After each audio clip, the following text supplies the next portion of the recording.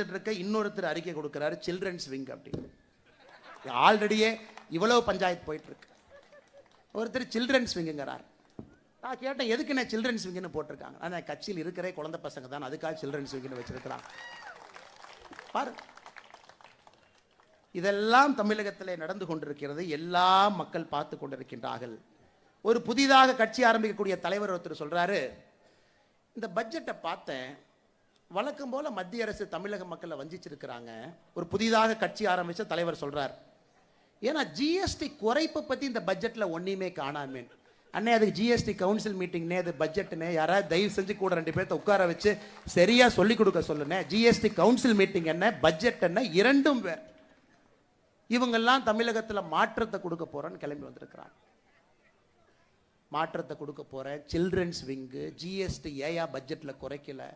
இவங்க ஒரு பக்கம். இன்னொரு பக்கம் நம்முடைய முதலமைச்சரை